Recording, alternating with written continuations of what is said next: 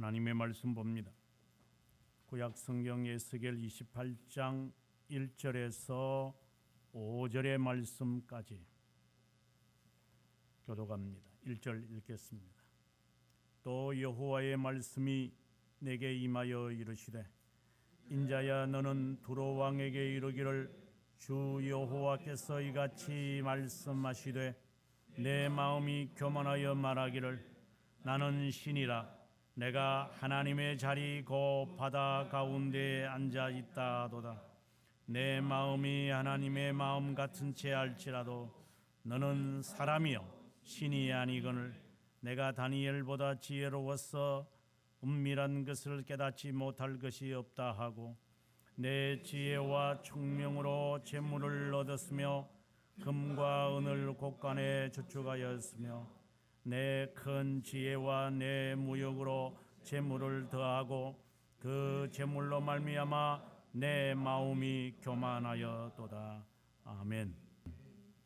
오늘 말씀 가운데서 28장 25절과 26절의 말씀을 함께 읽도록 하겠습니다. 주 여호와께서 이같이 말씀하셨느니라.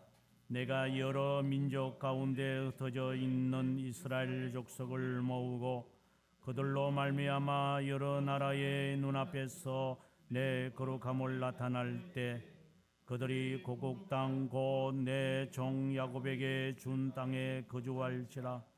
그들이 그 가운데 평안히 살면서 집을 건축하며 포도원을 만들고 그들의 사방에서 멸시하던 모든 자를 내가 심판할 때 그들이 평안히 살며 내가 그 하나님 여호와인 줄을 그들이 알지라. 아멘. 대선지자들이 쓴 이 말씀들을 우리가 읽다 보면은 공통적으로 나타나는 것이 있어요. 소선지자들도 유사한 면이 있지만 이방 나라에 대한 하나님의 심판입니다. 왜 하나님께서 하나님의 자녀에 대한 이야기와 함께 이방 나라들에 대한 하나님의 심판을 말씀하시는 것인가? 가장 많이 이방 나라에 대하여 심판을 명한 선지자는 이사야 선지자이고 예레미야 선지자예요. 그런데 에스겔 선지자는 대선지자이면서 다른 상황에서 활동을 했기 때문인지는 모르지만 특별히 그의 메시지 속에 두로 왕에 대하여 두로에 관한 이방 나라에 대한 경고를 심판을 명하고 있어요. 다른 나라 바벨론 그리고 애굽, 에돔, 다메섹, 모압, 암몬 이런 등등의 나라에 대해서는 별로 언급이 없어요. 에스겔의 말씀에서 이방 나라들에 대한 이웃 나라죠. 이스라엘의 이웃 나라들에 대한 여러 예언들 가운데서 특별히 두로에 관한 언급이 26장부터 오늘 우리가 읽었던 28장까지 석 장에 걸쳐서 4번의 메시지가 선포되어져요. 그것을 다 가리켜서 26장에서도 말씀하고 7장에도 그렇고 오늘 8장에도 그렇지만 슬픈 노래다라고 불러요. 이것을 한자로 말하면 만가 또는 장송곡 이렇게 보통 말을 해요. 슬프다라는 거예요. 두로라고 하는 나라에 관한 하나님의 심판이 일어날 것을 에스겔을 통하여 하나님이 예언하게 하는 거예요. 왜 그럴까요? 이스라엘 나라에 대한 교훈을 주는 것은 이해가 되는데 이방 나라에 대한 하나님께서 장송곡 만가를 부르게 하신 이유는 무엇인가? 오늘 우리는 그것에 대한 진의를 우리가 깨달아야 한다고 봅니다. 그런데 섣불리 판단할 수 있는 것은 우리 교회 헌법에 보면, 우리 새롬교를 말하는 게 아니라 우리 총회 헌법을 보면 목사의 자질과 목사가 해야 할 일들을 이렇게 나열을 하면서 그 중에서 목사는 학자며 이렇게 되어 있어요. 학자며. 그래서 그 학자라는 의미가 뭐냐라고 할 때 배우는 자를 말하죠. 우리가 문자적으로 그렇게 해석을 하면은 항상 배우는 자다. 제가 신학교를 다니면서 배우는 자라는 것이 무엇인가? 제가 존경하는 분 가운데 한 분이 이제 필립 샤프라고 제가 했어요. 필립 샤프가 아니고 프랜시스 셰프. 셰프라는 분에 대해서 제가 정말 어떻게 본다면 꽂혀서 제가 카버넌트를 갔다고 말한 적이 있습니다. 그의 책을 다 읽고 그분에 대해서 연구하고 싶었습니다. 많은 사람들 가운데서 삶과 글이 일치하는 사람을 세상에서 보기가 쉽지 않습니다. 삶과 글의 내용을 일치하는 자를 보기가 쉽지 않다 이 말입니다. 예를 들어서 한국 교회의 많은 사람 가운데서 스코틀랜드의 학자며 청교도며 뭐 이렇게 많은 사람들이 존경하는 이안 모리 같은 경우에도 이안 모리 하면은 뭐 신학생들은 아우 그 훌륭하신 분은 그 골초인데 그런 그렇게 멋있는지는 몰라도 지 삶은 어떤 자인데 내가 그를 존경해야 합니까? 제가 골초를 존경할까요? 그것뿐만이 아니라 우리가 알고 있는 여러분들이 존경한다고 뭐 기동량으로서 이야기했던 사람들을 삶을 한번 살펴보는 기회가 있다면 한번 조사해 보십시오. 그냥 무턱대고 존경한다 하지 말고 그의 사상과 그의 역량과 그의 말과 그의 가정과 그의 자식과 그 자신이 과연 일치하는 자가 과연 맞다면 그때 존경해도 후회함이 없겠지만 지 자식이나 지 자신이나 지 가정이나 지 배우자나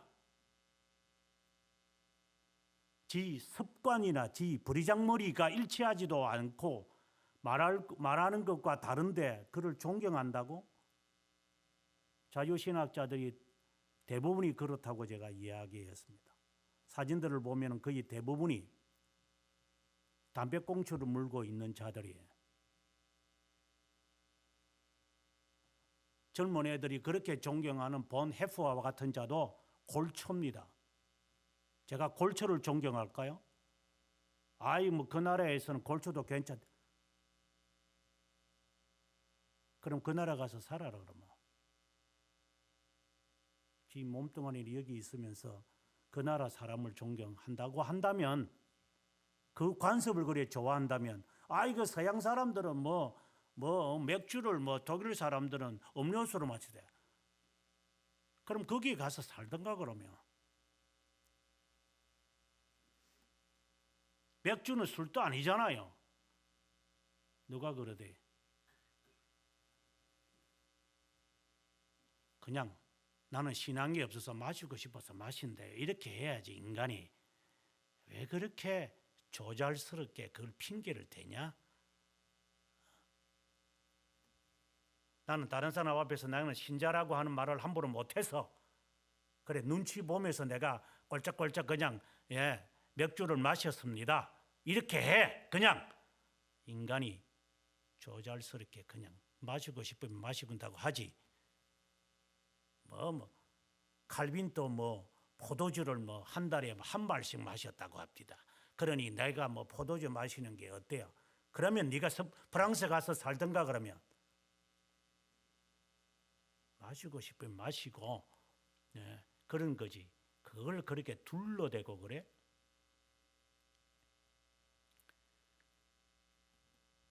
삶과 행동이, 말이 일치하는 사람을 참 보기 어려워요. 이 세상에 몇 명이나 여러분 발견할 수 있는지, 아마 5명을 발견할 수 있다면 여러분은 정말 훌륭한 탐색을 한 사람이에요. 그 중에 한 명이라고 저는 보고 있는 사람이 바로 프레이저 셰프와 같은 사람이라고 봅니다.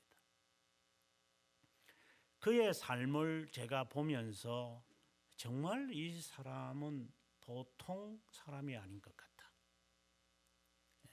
일부 선교사님들도 이제 그런 분들이 꽤 있죠. 그의 삶 자체가 정말 인간으로서는 상상이 안 되는 그러한 삶을 사신 분들이 꽤 많아요. 그래서 그런 분들 더 알고 싶어요. 더 알아서 나도 저렇게 살아야 되겠어. 저렇게 사는 게 인간답게 사는 거지 저게. 지 핑계 대면서 저 핑계 대면서 편익주의에 빠지는 것은 인간 됨됨이는 아니죠. 선지자들이 우리들을 향하여서 주위에 있는 사람들, 즉 이방 나라에 대해서 심판을 명하는 이유는 뭘까?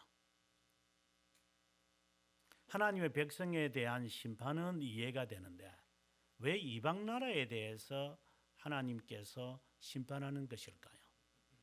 그것은 결론적인 이야기지만 신자들이 이방 나라에 살면서, 우리가 결국은 이방 나라에 사는 거죠. 이것은 고향이 아니기 때문에 우리는 타향의 삶을 산다라고 봐야만 하는데, 타향의 삶을 살면서 그들을 본받지 말아야 하는 하나의 경고로서 하나님이 이방 나라에 대한 심판을 하나님이 명하시는 거예요. 이방 나라들의 특징들을 우리가 살다 보면은 그것이 나에게 관습화되거든요. 그래서 자기 자신을 계속해서 정관하지 않으면 우리는 삐뚤어지게 돼 있어요. 그래서 저는 그것이 나에게 굉장히 위험한 그 요소라고 저는 봅니다.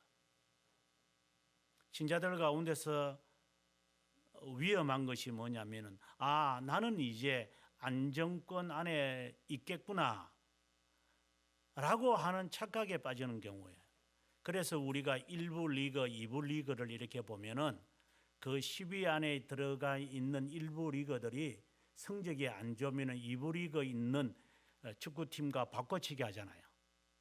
그 긴장 속에 있으라 이 말이에요. 지속적으로 전투와 그리고 긴장을 늦추지 마라.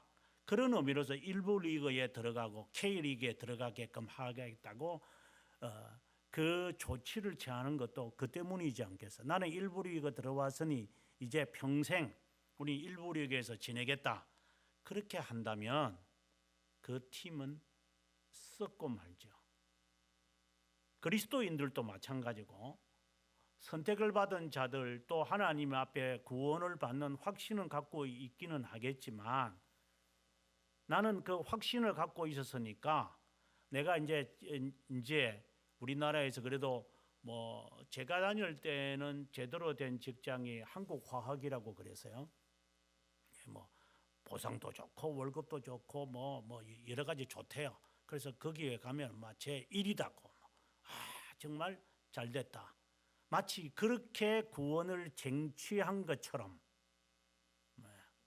나는 이제 최고의 직장에 나는 들어왔으니 이제 괜찮다라고 하는 삶이 우리에게 혹시 없을까? 아니면 그게 착각인 것처럼 보이죠. 그래서 내가 그런 직장을 다니니까 나는 하이칼라 같고, 그렇지 못하는 구멍가게에서 헬멧을 쓰고 모터사이클을 타고 다니는 사람은 저 머저리 같은 사람처럼 보이겠죠.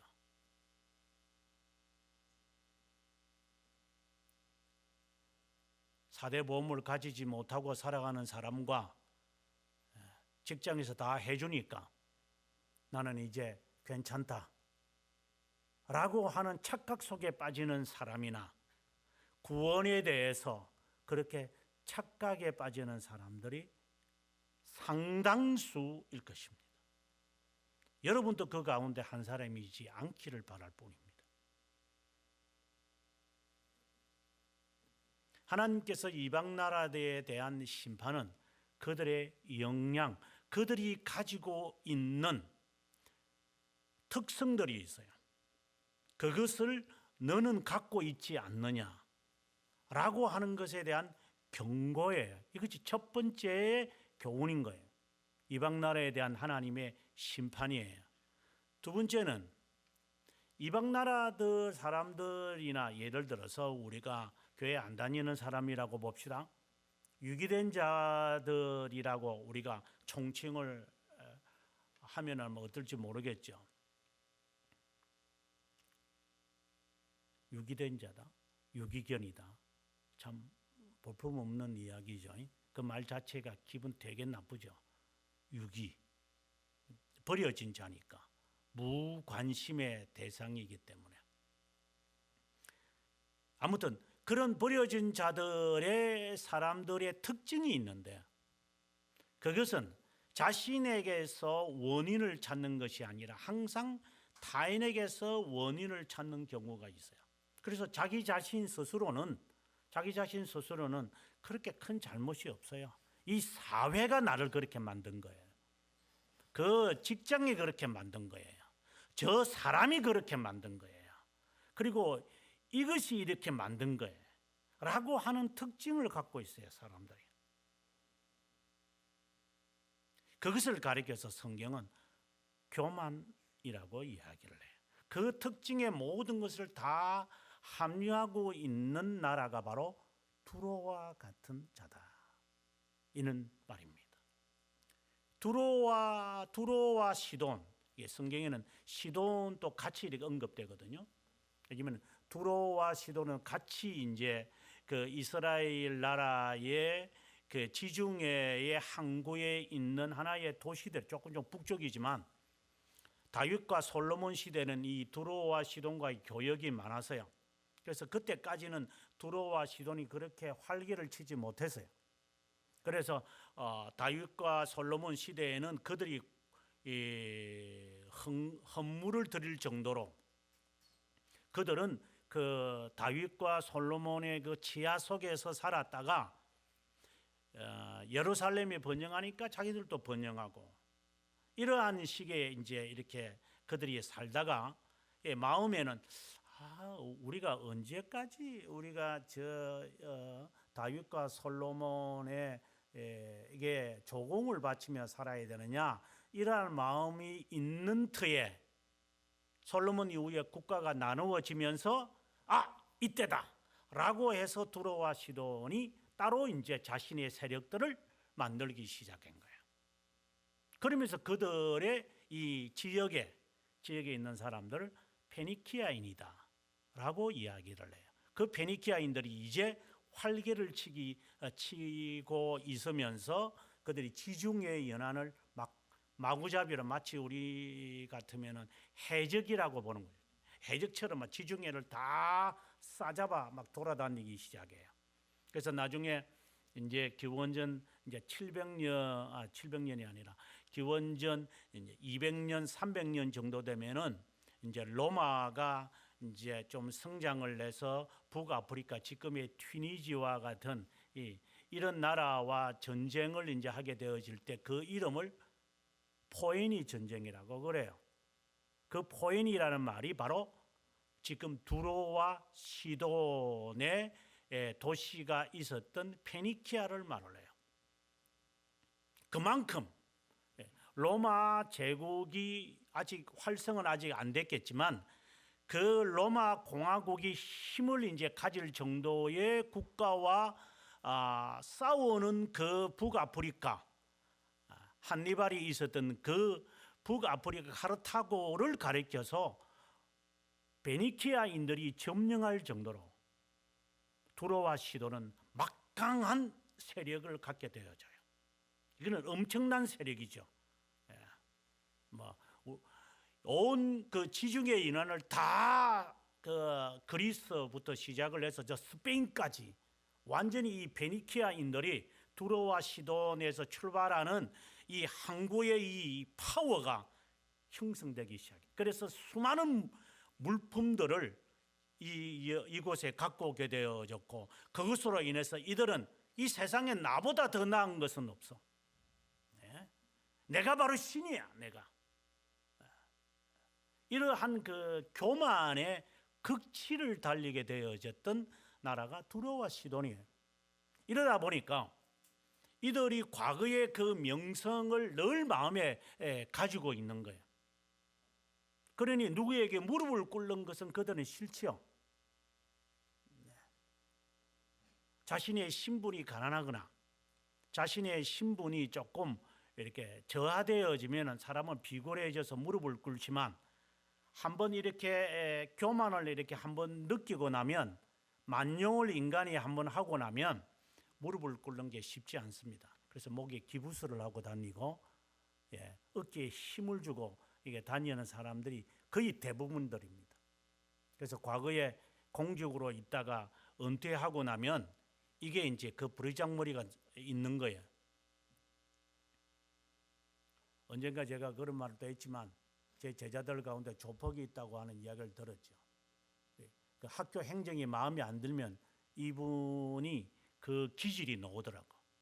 그래서 교무과 가가지고 꽝 치면서 이 하면서 꼬빼꼬빼 이야기를 하면서, 그러면 이 교무처에 있는 사람들이 가만히 있어요. 확 막 이래버리면, 그러니까 겁이 나서 그 해드릴게요. 이런 식의 어떤 위기가 있으면은 과거에 있던 자기의 이 기질이 28년 동안 이게 써먹었던 이 기질이 확 이렇게 쏟아나요, 이렇게. 그래서 수업을 들을 때 그 자세를 보면 저 사람은 어떤 사람인데 저렇게 항상 교수를 쳐다보는 게 아니고 엉뚱한 데를 쳐다보고 저렇게 또 쳐다보고, 엉뚱한 데를 쳐다본다는 자체가 교만하다는 것을 바디랭귀지로 말하고 있는 거죠. 본인은 못 느끼죠. 못 알아들어서 다른 데를 쳐다보고 있었다 그러더라고. 하지만 그의 마음에는 교만으로 가득 차 있는 자죠.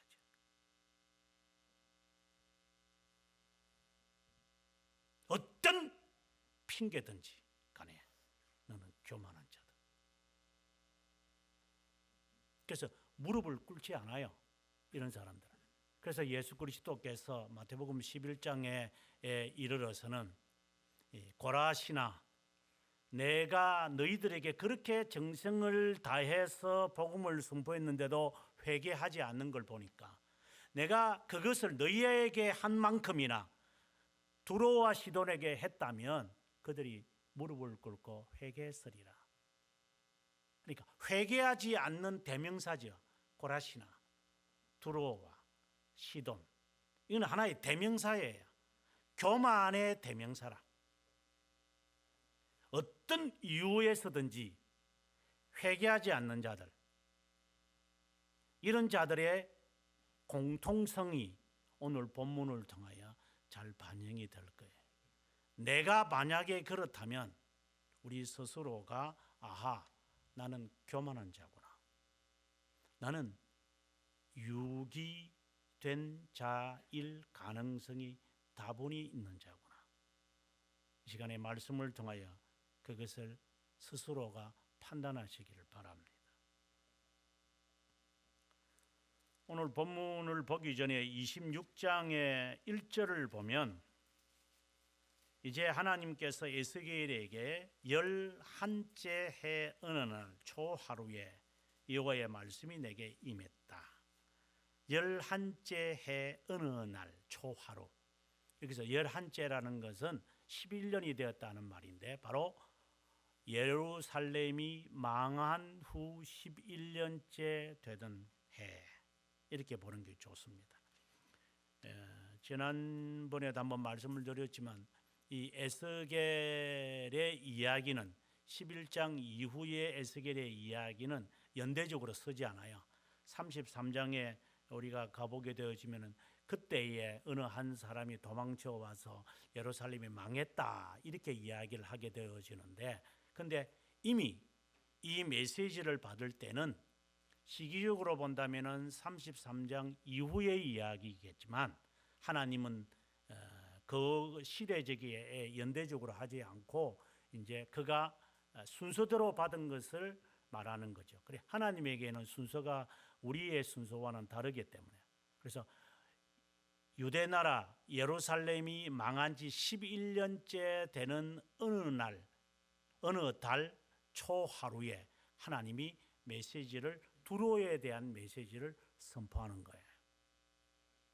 앞서도 말씀드렸지만 다른 나라에 대해서 하나님은 예레미야라든가 이사야에게는 말했지만 특별히 에스겔에게는 두로에 대해서 집중을 해요. 그것이 26장, 이제 27장, 28장의 석장에 이르러서 네 가지 메시지가 선포되어지는 거예요.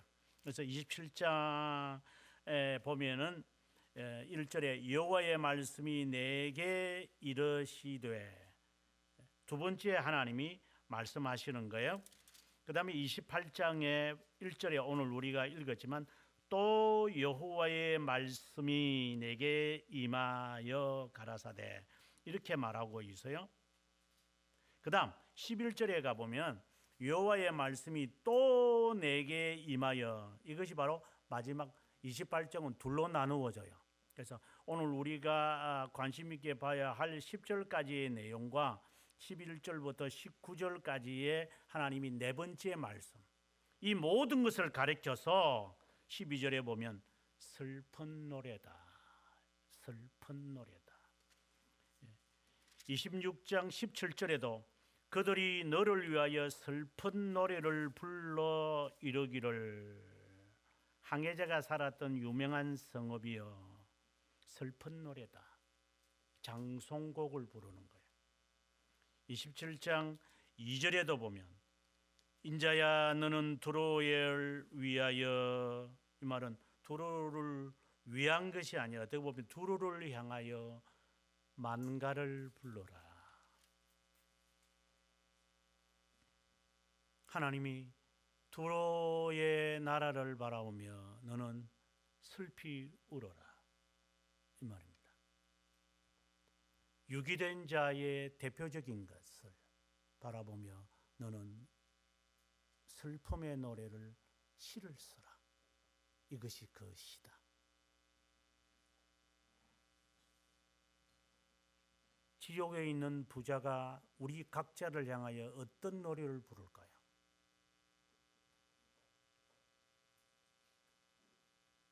그는 스스로 판단하십시오.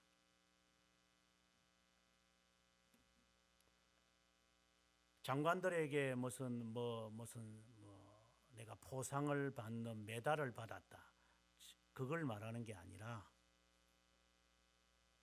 죽었던 영혼들이, 아니면 내가 존경하는 사람, 내가 잘 알고 있는 사람, 부모도 좋고 그리고 내 멘토도 좋고, 그 사람이 이미 죽었는데 그가 나를 향하여 스크루지처럼 환영이 되어져서 그의 친구가 등장을 해서 온몸에 사슬을 둘러매고 와서 너 왜 그렇게 무겁게 다니냐 하고 스크루지가 묻자 그의 친구 영이 하는 말이 너도 그렇게 될 거니까,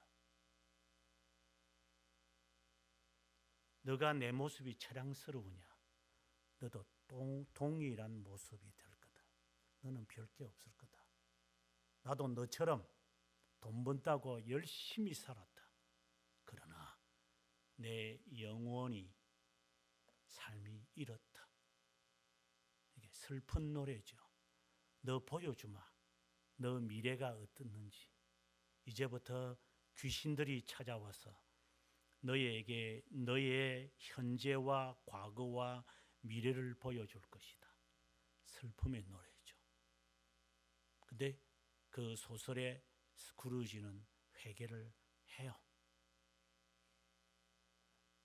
기쁜 노래로 바꾸었죠. 그러나 두로는 슬픈 노래로 끝나고 말아요. 조금 후에 아수르 사레립이 쳐들어와서 그 나라를 정복해버려요. 그러나 아수르는 또 망하고 말거든요. 그러니까 이제 숨통이 트여져서 이제 살만하다. 두로와 시돈의 페니키아인들이 이제 우리가 물리쳤다. 우리가 믿는 신이 아수르를 없애버렸어. 우리가 살만하다. 라고 하니까 바벨론이 쳐들어와서 그들을 정복해요. 바벨론이 쳐들어와서 정복을 했다. 이제 잘못한 것을 내가 회개해야 되겠다. 근데 바벨론이 또 물러가요.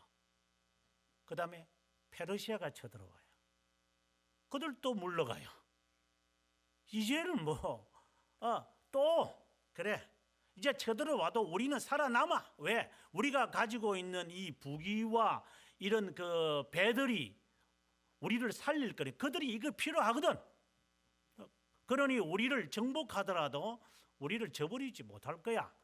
라고 하는 만용이 점점 이제 늑대 소년처럼 이게 버릇이 계속 쌓아가는 거야. 그러다가 기원전 333년에 알렉산더가 와서 없애버리고 말죠.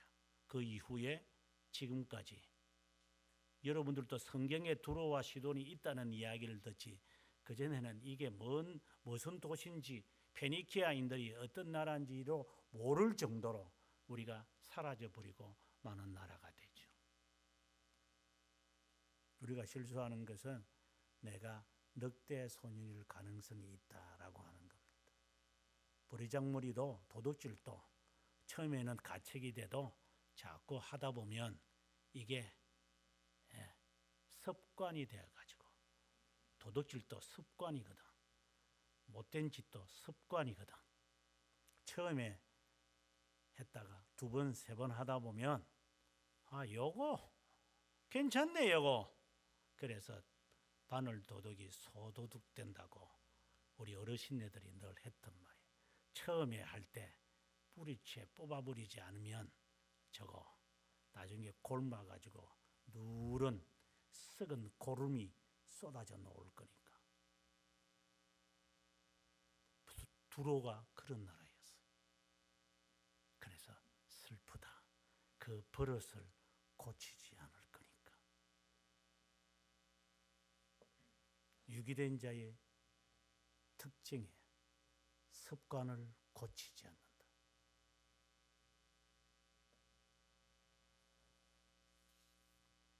여러 번 경고하더라도 유기된 자는 그 버릇을 고치지 않는다.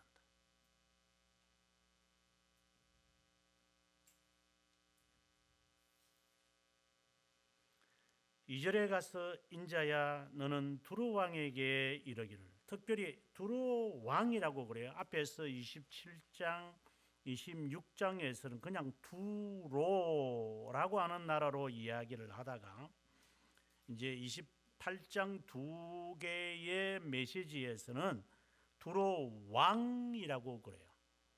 그래서 어떤 사람들은 이 두로 왕에 대한 경고가 사탄에 대한 경고다. 왜 사탄에 대한 경고를 짐작할 수 있느냐면은 12절과 13절에서 보고 이야기를 해요.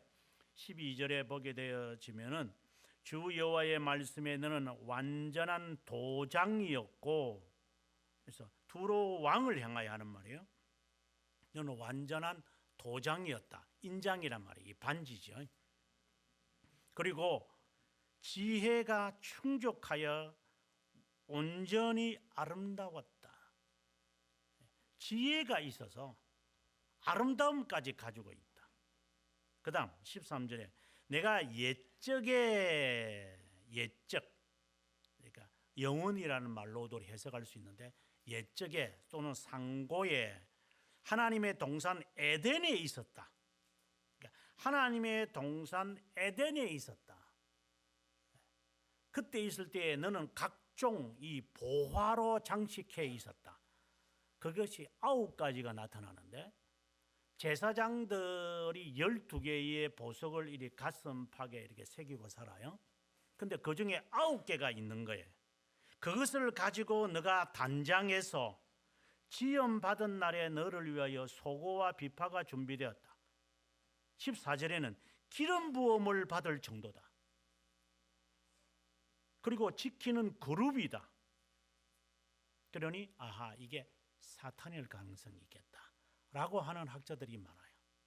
특별히 두로에 대한 경고와 함께 28장에 와서는 왕을 지칭했기 때문에 이거는 사탄일 것이다. 왜? 에덴에 있었고 아름다움을 장식했고 지혜도 있고 14절에 기름 부음을 받았던 자고, 그룹이라고 해서는 천사들이잖아요.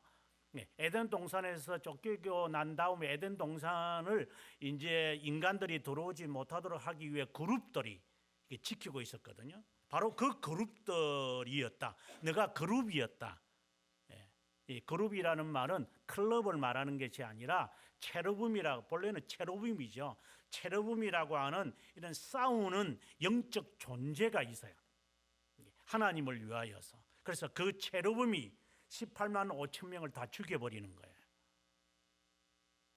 우리는 보통 그냥 하나님의 천사라고 하지만 그룹이 있고 그 다음에 체르빔이 있어요. 그래서 서랍이 있고 체르빔이 있어요.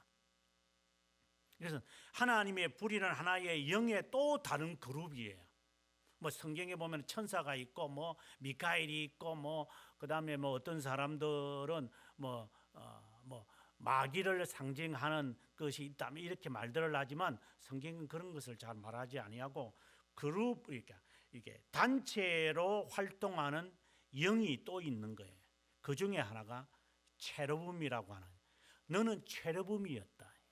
너 주위에는 체르빔들이 있어서 네가 마음대로 부리는 하나의 그런 영적 어떠한 존재가 있었다. 너도 에덴 동산에 있었었고, 그리고 너는 장식을 했기 때문에 사람들이 너의 아름다움을 보고 하와가 그 아름다움의 그 성과학을 알게 하는 나무를 보고 지혜롭게 생겼고, 그리고 아름답게 생겼고 매력적이었거든. 그게요.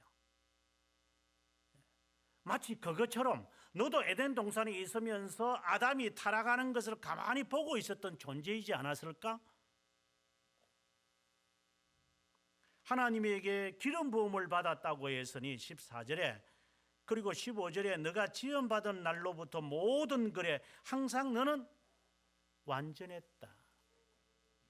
그렇다면 지금 우리가 보게 될 때에 단순히 두로의 왕을 지칭하는 것이 아니라 무슨 영적 어떠한 존재에 관하여, 그래서 사도 바울이 하는 말이 너희가 전에는 공중 권세 잡은 자들의 종이었더니, 이런 말을 해요.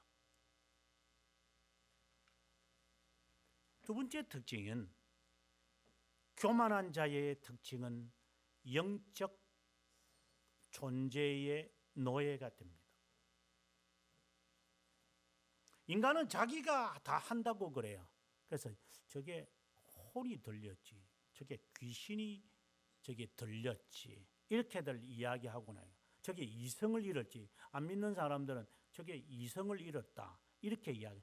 이성을 잃었다는 게 바로 정신이 없는 것을 말하죠. 그래서 우리가 술을 마시면 이 정신의 이 영의 기능을 마비시키죠. 왜 마비시키느냐? 판단력을 제대로 못하기 때문에.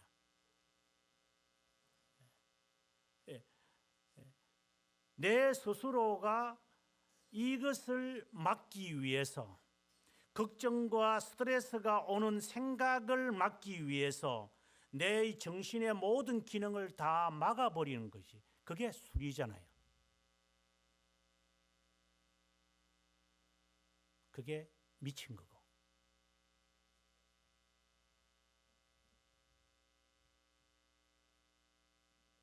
있는 그대로 받아들이려고 하는 게 아니라 지금 당장 받는 이 스트레스를 내가 힘들어 하니까 이거 멈추려고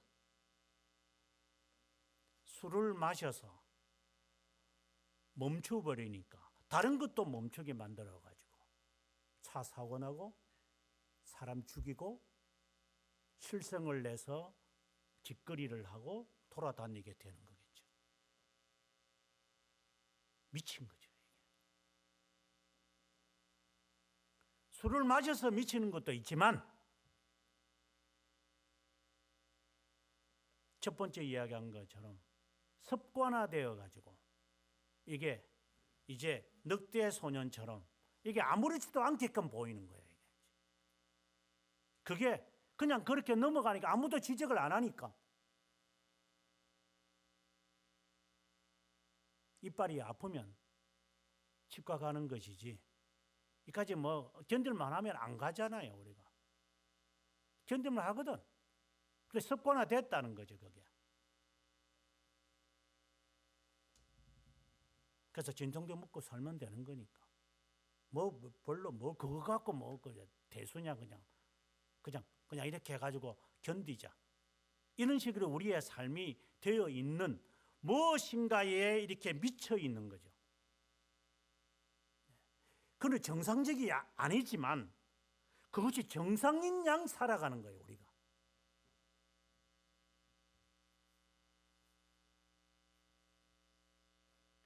이 아름다운 이 영, 아름다운 이 귀신, 아름다운 이 사탄의 이 모습이 나는 거기에 매료가 되어져서 그냥 마치 좀비들처럼 우리는 그렇게 살아가는 거예요.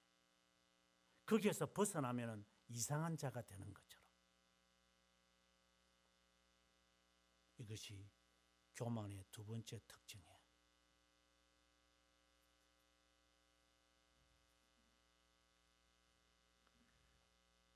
이절로 다시 돌아가면 인자야 너는 두루 왕에게 이르기를 주 여호와께서 이같이 말씀하신다. 이거는 언약의 하나님이 말씀하시는 거예요. 언약의 하나님 이렇게 말씀하신다. 너 마음이 교만하여 말하기를. 이제 세 번째 이야기가 나와요. 나는 신이다. 나는 하나님의 자리 곧 바다 가운데 앉아 있다. 이러니 그가 항해하는 자임을 앞서도 말씀드리지만 이게 항구 도시였기 때문에 항구 도시는 항상 번영해요. 번영하면은 사람들이 잡신들이 많아요. 그래서 제가 살았을 때 부산 사람들이 예수 믿는 거 참 힘들다 그래요. 왜? 이게 여러 이런 풍족함이 있다 보니까 부족함이 없으니까 부족함이 없으면 하나님을 섬기려고 하는 그런 마음들이 없어요. 그래서 제가 거기 고신대학을 다닐 때에 선배 되시는 스승들이 늘 하는 말이 이 골치 아픈 사람들이가 이 바닷가 사람들이 아주 교만하고 성격도 거칠고 이게 좋지 않아요. 이게 이제 그러다 보니까 이북 사람들이 와서 이것을 섞지 않았으면 이 버리장머리들이 오래 갔을 거라고. 그나마 이북 사람들이 여기에 살면서 이 사람들을 조금 우리가 흔히 하는 말은 솎아놨기 때문에 좀 그나마 이렇게 되어질 거다. 이렇게 이야기들 하는 이야기를 많이 들었어요. 제가 그때는 잘 이해가 안 됐는데 지금에 와서 생각해 보니까 참 뱃사람들의 성격들이 참 모관한 부분들이 있겠다. 왜? 풍요하니까. 이게 풍족하거든요. 이게. 그러다 보니까 자기 나름대로 믿는 신들이 있어요. 자기 나름대로의 신념이 있다고. 신념. 그러니까 그것을 좀처럼 안 버리는 거예요. 그것이 어디서 오느냐? 물질에서 오는 거예요. 그래서 자기가 노력을 내서 자기가 얻어진 이 소득이 있다 보니까 그 소득에서 자신을 스스로가 신으로 생각을 해요. 이것의 반대말은 뭐냐? 종이고 겸손이에요. 순종하지 않는 거죠. 불순종이라는 것이죠. 아주 간단한 이야기는 우리가 그 재벌가들을 우리가 보면은 재벌가들은 그래 얼마 전에도 뭐 TV에도 잠깐 나왔다시피 그 깡패되는 어느 회장 어느 그룹의 회장이 돈 100만 원 딱 던져주고 한 대 갈긴다고 그냥 그래 너 와서 그러니까 돈 쓰는 것을 물수도 쓰고 그러니까 이게 지 스트레스를 부하 사람들을 이렇게 두들겨 패면서 이 스트레스를 푸는 것이 나오죠. 바로 그 모습이 나타나요. 너는 나에게는 종이야. 넌 돈이면 너는 뭐든지 다 할 거야. 우리가 돈이면 뭐든지 하거든요. 내가 지금 먹고 살아야 되니까. 내가 의료보험을 내야 되니까. 내가 혜택을 받아야 되니까. 집세를 내야 되니까. 그래서 비굴함을 참잖아요. 이러한 그 약점을 이용을 해서 이들은 자기가 반신반인의 군림을 하게 되어져요. 이게 교만의 세 번째의 특징이에요. 남을 부리려고 하는 사람들. 이것은 누구에게나 있는 거예요. 뭐 특정한 사람에게 있는 게 아니라 그건 하나의 신뢰에 해당되어지고 또 이 사람들은 그것을 틈새를 이용을 해가지고 흙수저라니 이런 말을 이렇게 하면서 우리는 약자다. 우리는 항상 의리다. 그러니 갑에 대하여 우리가 가만히 있어는 안 된다. 이렇게 하면서 자신의 신됨을 발산하기 시작하는 거예요. 계급의 사회에서 위에 있는 사람이 신이 아니라 하극상에 있는 그 자들, 그래서 데모를 하고 노조를 만들어서 이것을 힘을 귀합을 해가지고 그래서 나는 너희들을 위한 사람이야. 나는 이런 희생을 하는 사람이야. 나는 너희들의 대변자야 라고 하면서 그들을 줄줄줄 데리고 다니는 그 자가 바로 교만한 자인 거예요. 위치가 그 사람을 만들기도 하지만 겉으로는 나는 겸손한 채 하면서 군림하는 자들, 이렇게 교만한 자인 거죠. 그래서 나는 바다 가운데 있으면서 나는 모든 것이 풍족하다. 왜? 다 부려먹으니까. 부려먹는 사람이다 보니까 자기에는 부족함이 없는 거예요. 자기가 신인 줄을 알아요. 대개 독재자들의 성격이죠.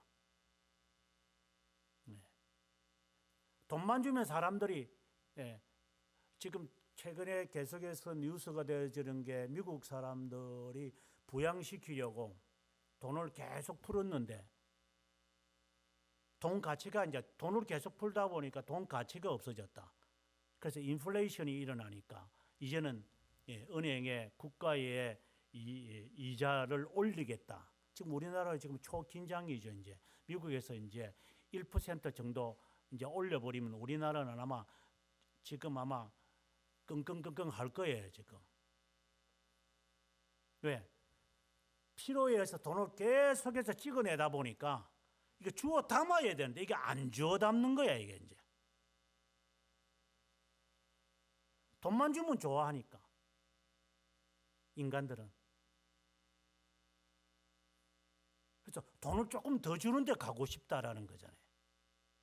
직장 다니는 애들이 이직하는 사람들이 거의 대부분들이 돈 조금 더 주면 가지. 그거 뭐 그래서 돈 조금 더 싼 데를 우리가 찾아가지고 검색해가지고 물건을 사잖아요.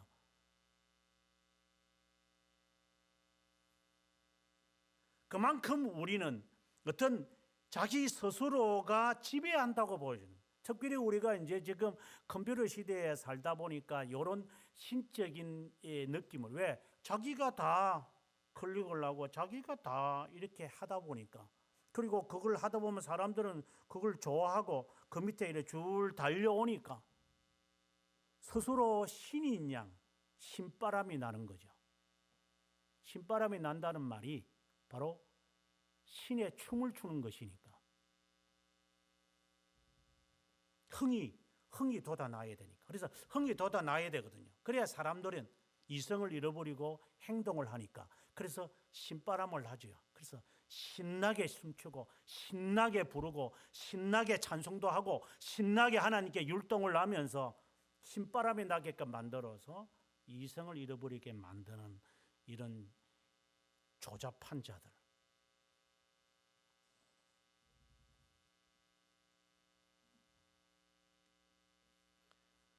3절에 가서 하는 말이, 내가 스스로 하는 말이 다니엘보다 지혜로워서 은밀한 것을 깨닫지 못하는 것이 없다가 하는구나.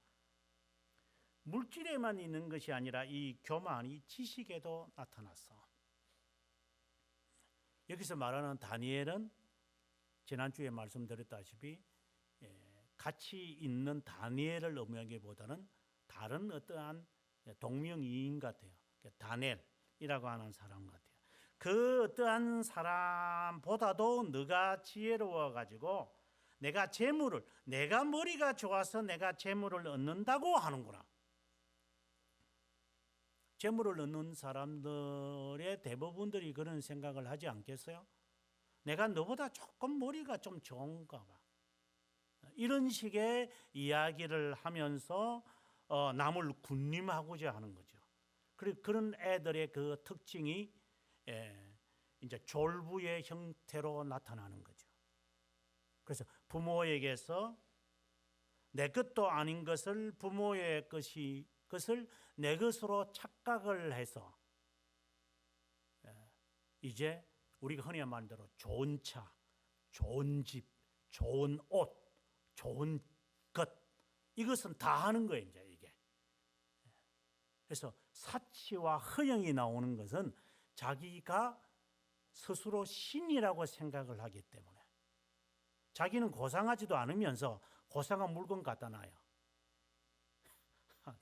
진짜 그게 코미디하고 있는 거예요. 지는 안 고상해. 근데 고상한 물건을 갖다 놔. 그래서 고상한 취미가 있는 것을 그처럼 흉내내는 거죠. 지는 고상하지 않으면서 고상한 옷을 입어요. 교만한 인간. 고상해야 고상한 옷을 입든 않든 상관없이 그 사람은 고상한 거예요.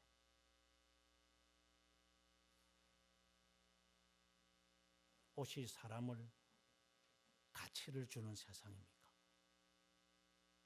그는 이미 그 안에 자기 스스로가 신적 존재라고 착각 속에 빠진 인간이에요.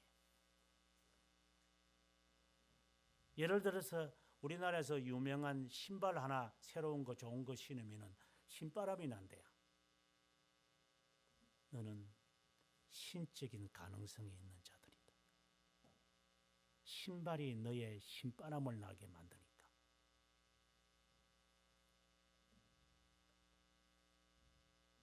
다른 말로 한다면 너는 귀신을 쫓는 자다. 또 다른 말로 한다면 너는 유기된 자일 가능성도 있을 것이다.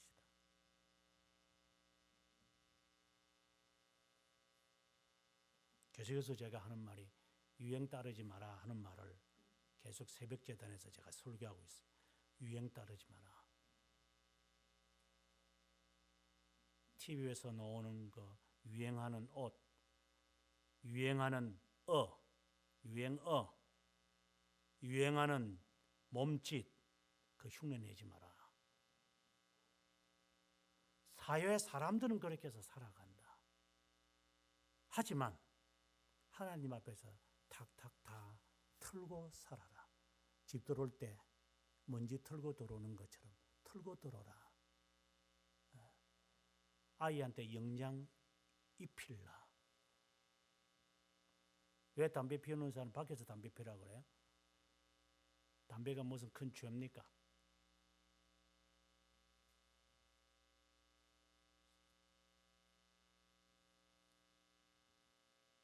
신적인 존재는 다양한 면에서 나타나요. 나는 신이다. 군림하고 싶어 하니까. 그런 마음이 상대적인 것은 겸손이라고 했는데, 겸손하지 않, 내가 얻었기 때문에, 이거는 내 것이잖아요. 그래서 우리가 보통 헌금 생활에서도 잘 나타나요. 이거는 내 거잖아. 내가 노력해서 얻은 거잖아 이거. 누가 이것에 대해서 바치라 마라 이렇게 하는 거야? 내 건데, 내 것인데 이거.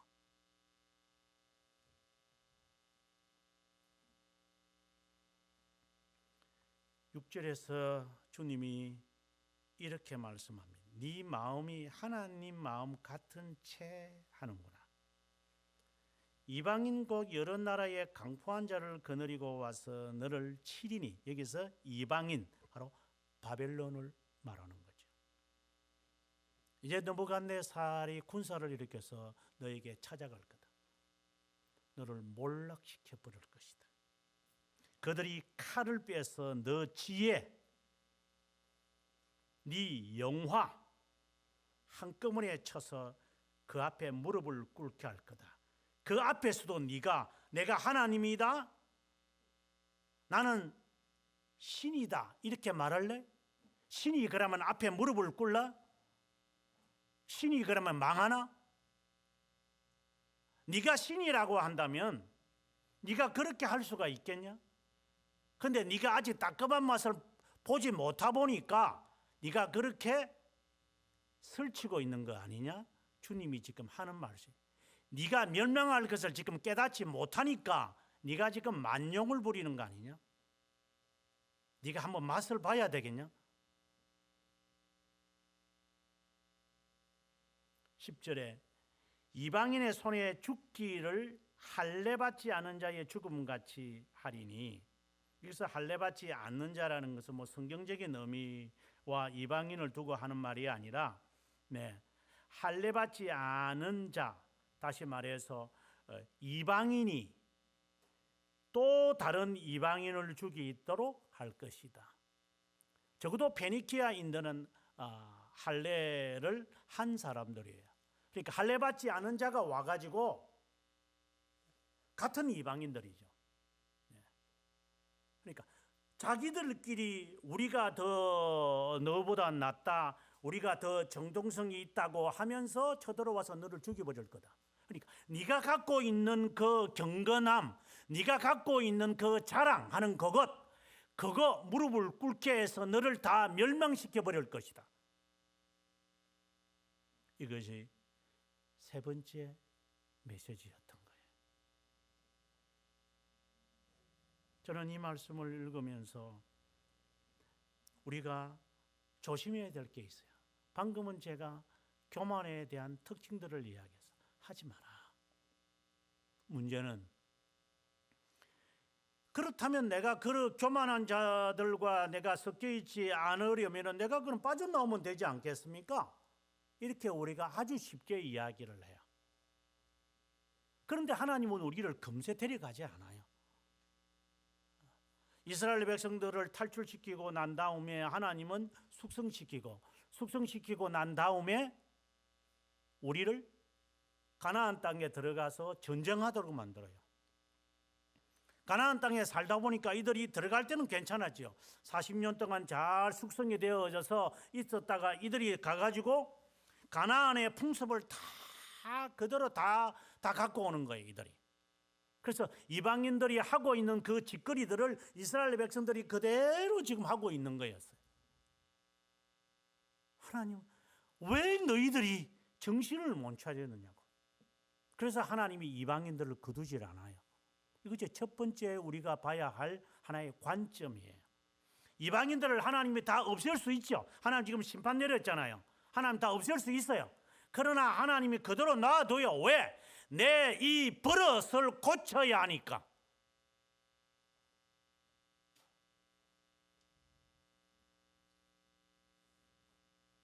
그 버릇을 고치기 위해서 하나님이 나를 살게 하신 것인데 그들을 닮아버려서는 되겠어요?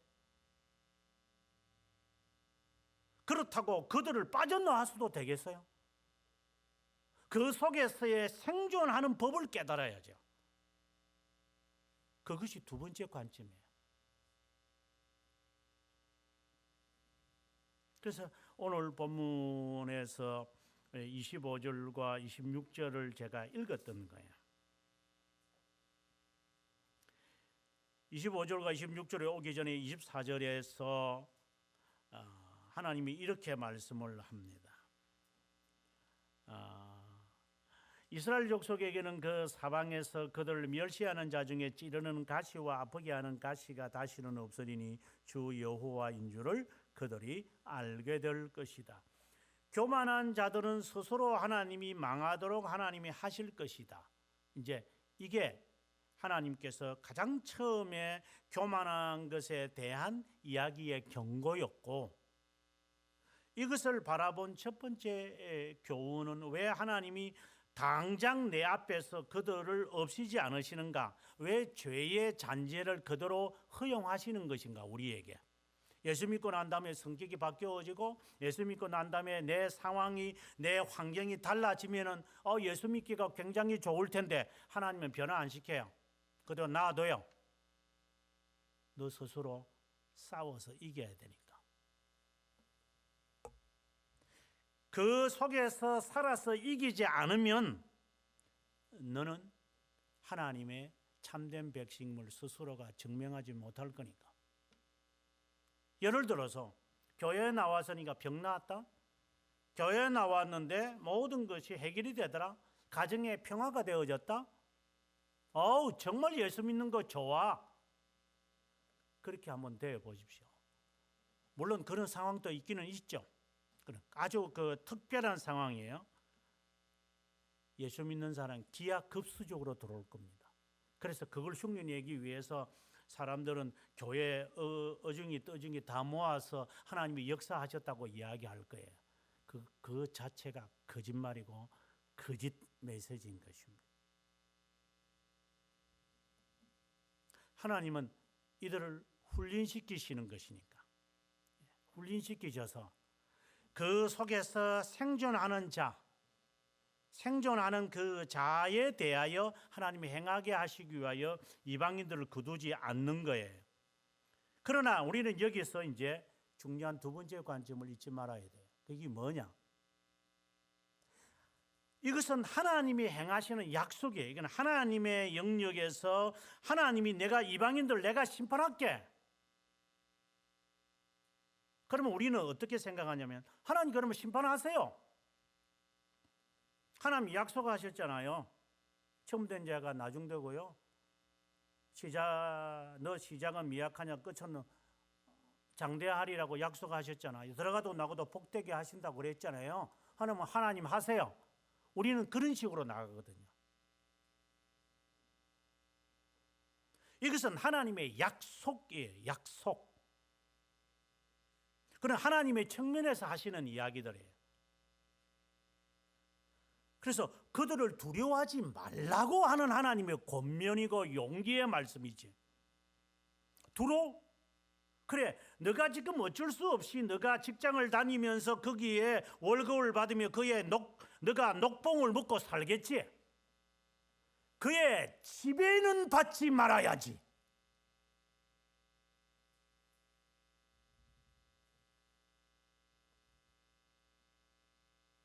까마귀가 돌아다니는 거 어쩌겠어요? 다 싸워 죽이겠어요?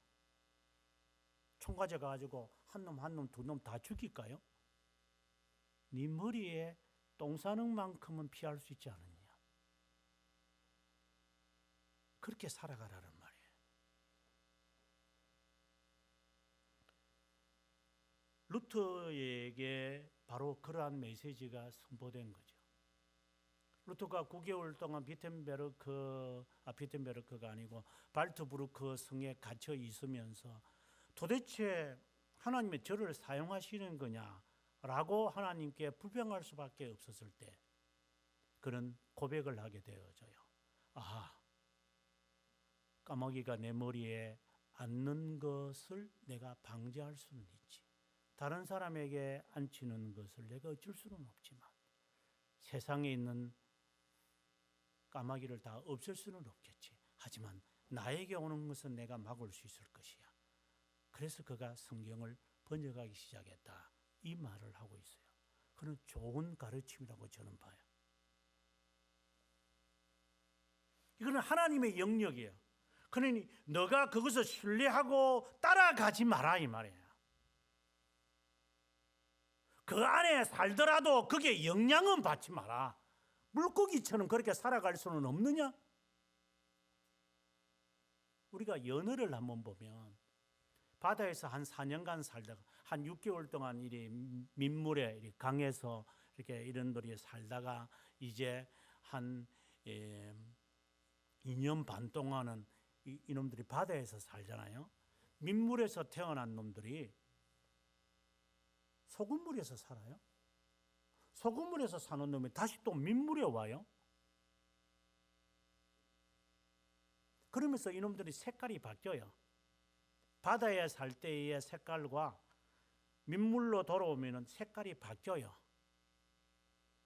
왜 그렇게는 못 살지?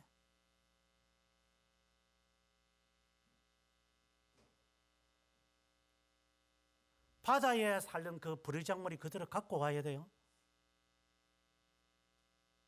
나는 짠물에서 살았으니까 짠물로 살겠다. 그렇게 살 거예요. 민물에 살아와야 한다면 민물처럼 살아. 민물에도 살 수 있으니까. 왜? 본래 너는 민물에 살았던 자기 때문에 바닷물에서 너는 살지 못해. 그래서 다시 돌아와서 여기서 죽어야 돼. 왜 신자가 신자로 출발했으면 신자로 마무리를 못하는 거야?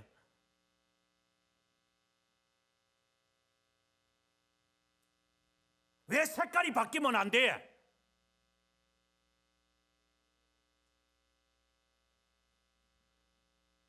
연어 고기는 먹을 줄 아나? 배우지는 못하나? 신자답게 살라 이 말이야. 그 속에 살면서 그들처럼 살아야 돼. 그리고 내 본래의 모습이 뭔지도 모르고 살 거예요. 하나님은 그렇게 하신다고 약속하셨잖아요. 그러면 그것을 신뢰하면서 그분의 또 다른 모습이 있잖아요. 겸손한 모습. 하나님이시면서 인간이 되셔서 인간으로 살아가는 그 모습은 바라보지 못하나 화려한 것과 영광스러운 것만 바라봐요. 예수 믿고 잘 되는 것만 생각해요. 예수 믿고 팔자 죽어가는 것은 못 보나? 화려한 모습만 봐요. 성공한 모습만 봐요. 하나님이 그거 보고 우리를 판단하시는 것도 아닌데. 그는 하나님이 행하시는 거지. 하나님을 흉내내지 말라고. 하나님이 행하시는 그 영역을 내가 침범에 들어가서 내가 그 한번 흉내를 나도 한번 내고 있어 지금. 이거 봐. 이거 봐. 하나님이 나에게 신적 권능을 주셔서 내가 남았습니다. 이런 짓거리 하라고 하나님께서 두루를 향하여 경고하신 것처럼 우리들에게 경고하는 거예요. 하나님의 겸손한 모습은 없나? 이건 하나님이 행하시는 일이에요. 그 약속을 믿고 우리의 삶에서 몸부림치면서 살아라. 다시 말하지만 도둑질도 여러 번 하다 보면은 참된 것처럼 보여요. 한 번, 두 번 하고 끝내세요.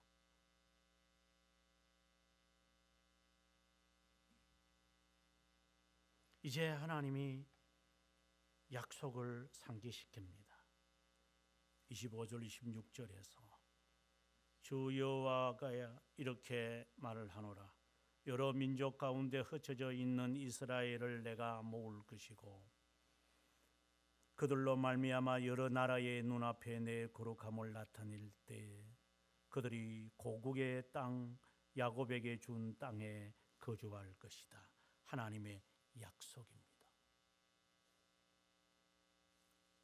이제 여기서 정신을 차리는 거죠. 에스겔도 아하, 두로가 사네립에게 망했지. 느부갓네살에게 망하는구나. 이제 이것은 경고구나.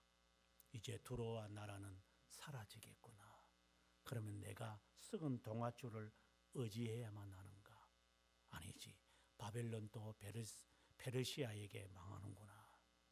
페르시아도 알렉산더에게 망하는구나. 알렉산더도 로마에 망하는구나. 로마도 그리스도인들로 인하여 망하는구나. 왜 그것을 알지 못하느냐?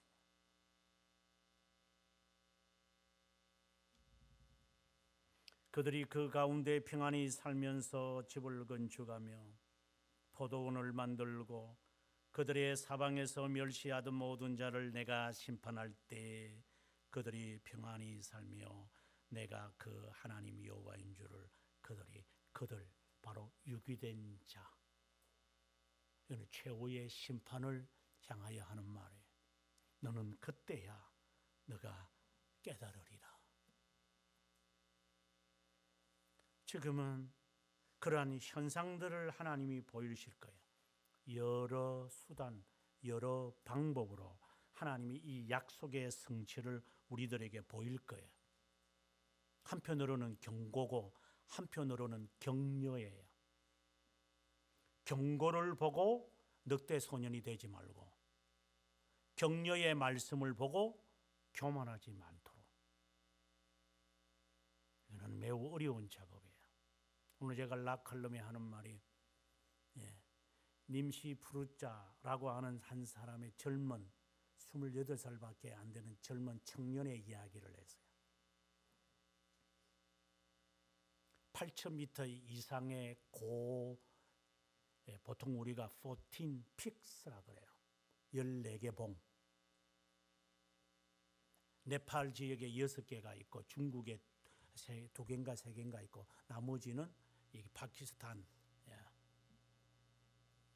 이런 지역에 걸쳐 있는 8,000m 이상의 그 고공을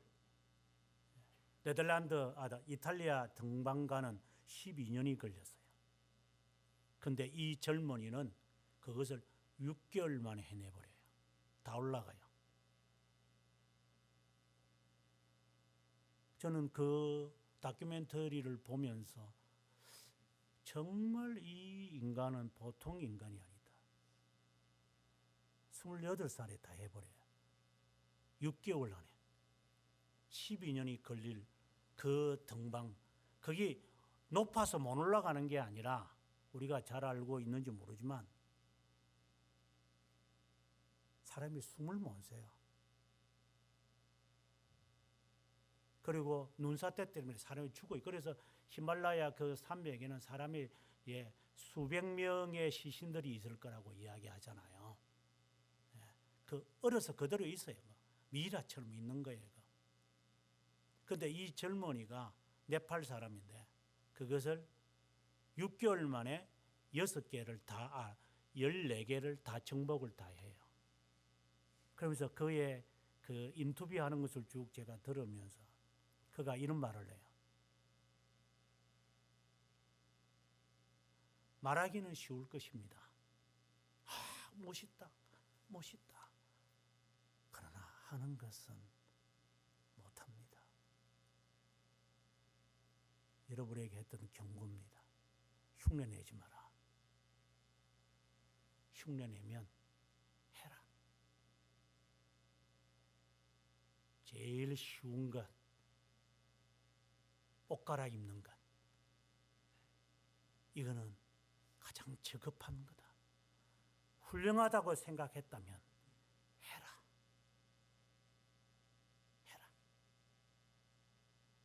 그거는 어려울 거다. 나는 기독교인이 그와 같은 성격이라고 저는 봐요. 하나님은 우리에게 여러 번 경고하고 여러 번 격려합니다. 하라고. 땅 짓고 수염하지 말고. 예수 믿는 것, 하나님의 약속은 화려하고 단번에 이루어진 것이지만 그것을 바라보면서 이 세상에서 그렇게 살아야 할 거다. 내가 입방아마 지을 줄 알고 쟤 그 사람 아는데요. 그 멋있는데요. 네, 그 목사님 잘 알아요. 그 저자 잘 알고 있어요. 너도 해라. 행하지 않으면서 그 사람을 입방아를 치면 너야말로 유기된 자다.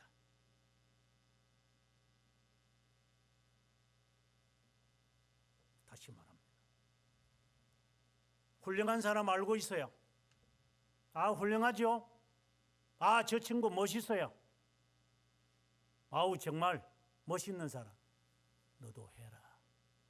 하지 않고 흉내만 내는, 몇 번 흉내 내는 자, 너야말로 너는 유기된 자다. 두로 왕에게 주는 주님의 심판이 우리에게 임할 수도 있어요. 이것을 알고 영적 전투를 벌이면서 열심을 품고 살아가는 자에게 오늘 본문의 말씀처럼 25절, 26절에 약속이 주어질 것이지만 그렇지 않고 입방아만 짓는, 내 다 알아. 악음 있는 거 뭐 이렇게 지낸다며? 알고 있어. 하지 않는 겸손을 논하면서 겸손하지 않거나 거룩을 논하면서 거룩하지 않으면 너는 유기된 자다. 존귀하신 하나님,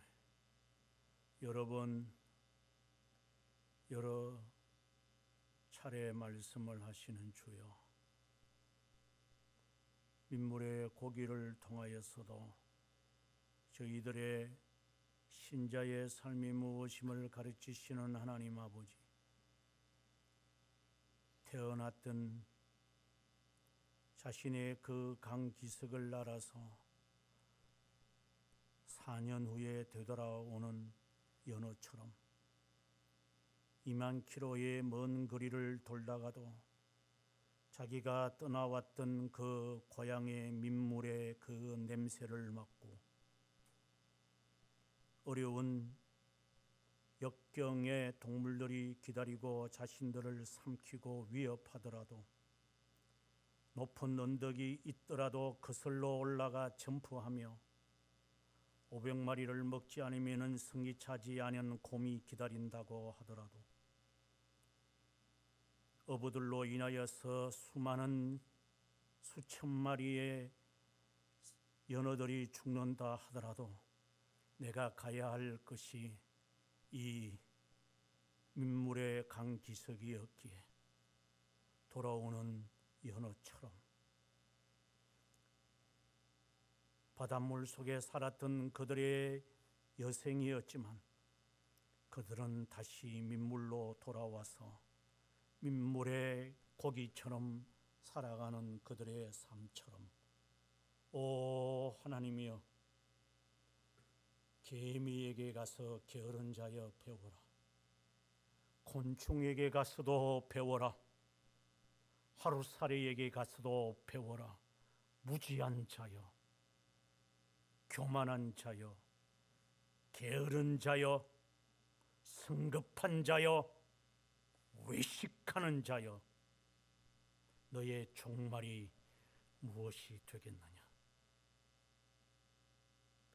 하나님, 많은 사건과 경고와 격려의 말씀을 통하여 말씀하실 때마다 조금씩 하나님의 사람으로